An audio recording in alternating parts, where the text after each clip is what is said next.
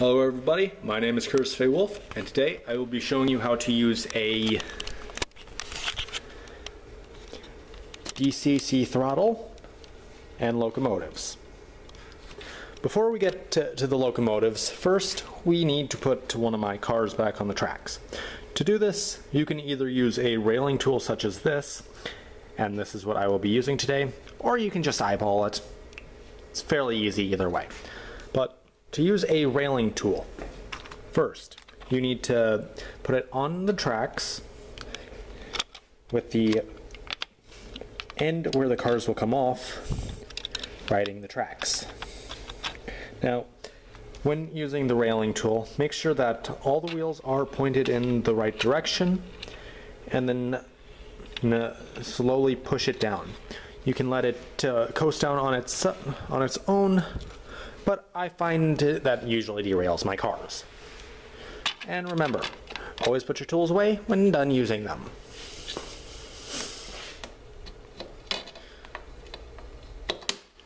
So now I'm going to get into using the locomotives and throttle. Yeah, be careful with pushing your engines without. Be careful with you pushing your engines, as they might derail like you just saw. One more engine to move closer to where I need to plug my throttle in. And by plug it in, I do literally mean plug it in.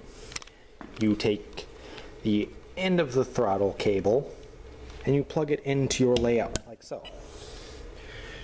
Then to program a locomotive, select your knob that you wish to use to control it, either the left or right, it does not matter. Then you need to press the loco button. It is in the top row, second from the right here. Press that once, and then press the number of your engine. This engine is number 75, and that is what is last used on this throttle. So you can enter your number if you don't trust the device, or you can trust the device and just press enter. And then your train is ready to move.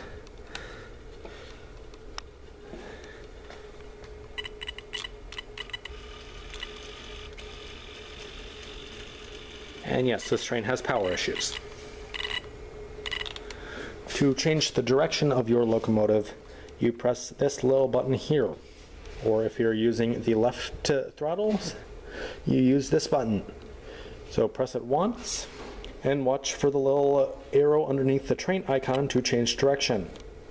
And now your train will move in the opposite direction.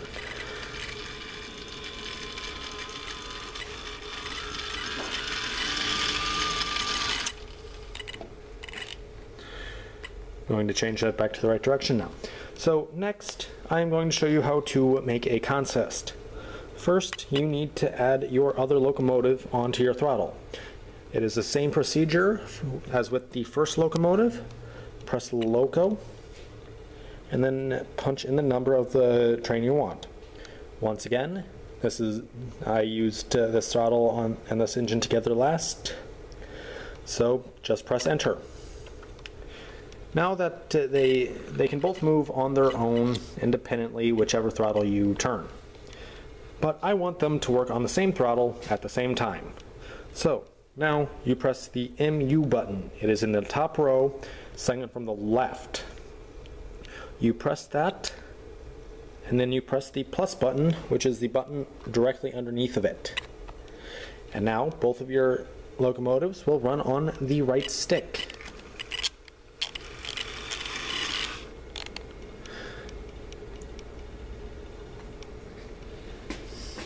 I'm going to do a better example of that because the B unit here is a lot stronger and faster than the first. So I shall change the direction of them, and you'll see them moving independently of each other.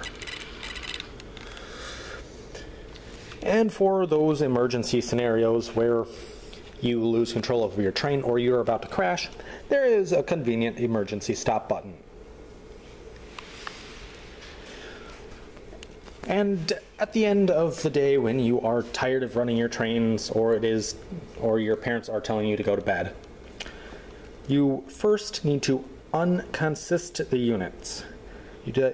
To do this, you press the MU button again, and then press the minus button.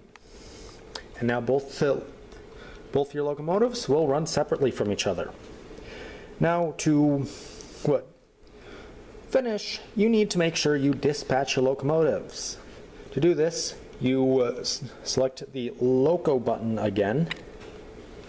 Then you press the DISP. What this means is it will dispatch your locomotives and you won't overload your control box. So press the DISP button once and your first engine is now been dispatched. And then to dispatch the other locomotive, you press the throttle knob. It is programmed on.